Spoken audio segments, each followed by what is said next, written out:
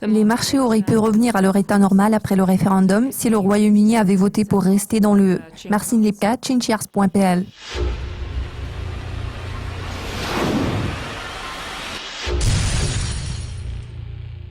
Nous avons observé une légère progression de la paire euro-dollar au cours des derniers jours précédant le référendum. Quelles sont vos prévisions financières sur l'euro-dollar à court terme ?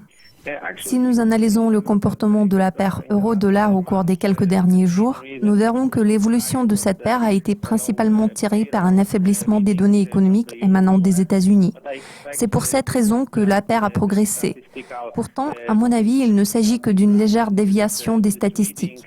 Je tiens à souligner que les derniers chiffres ADP relatifs à l'emploi ont été assez robustes. D'autres données concernant le marché du travail sont apparues assez bonnes, qu'il s'agisse des demandes d'assurance chômage ou du rapport JOLTS. Pour ce qui est des perspectives du marché du travail américain, je prévois une amélioration continue des données sur l'emploi aux États-Unis au cours des prochaines semaines. En toute logique, cela devrait contrebalancer la récente hausse de l'euro-dollar. Sur le très court terme, nous prévoyons un léger rebond de cette paire de devises sous l'influence du référendum britannique.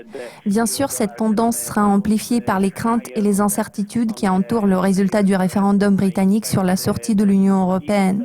Les craintes ne font que s'accentuer sous l'impact du résultat final du vote britannique qui a choqué les marchés. Bien sûr, le résultat contraire aurait pu contribuer à la hausse de l'euro et donc pousser la paire euro-dollar vers le haut. Pourtant, je voudrais souligner qu'à l'heure actuelle, il n'y a aucun autre facteur qui puisse exercer un impact positif sur cette paire de devises à court terme.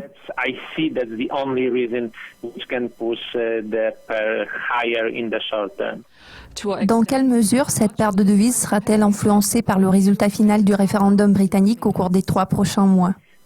Bien sûr, le résultat du référendum est apparu contraire aux attentes de la majorité des analystes.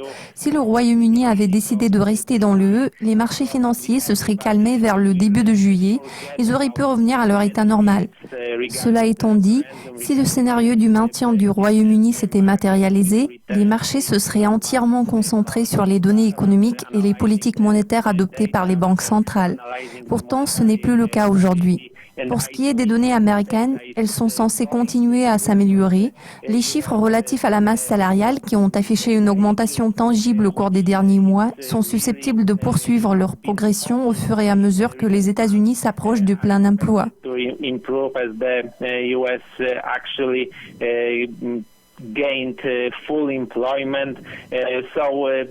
À moyen terme, les marchés vont probablement continuer à anticiper un relèvement des taux par la Fed.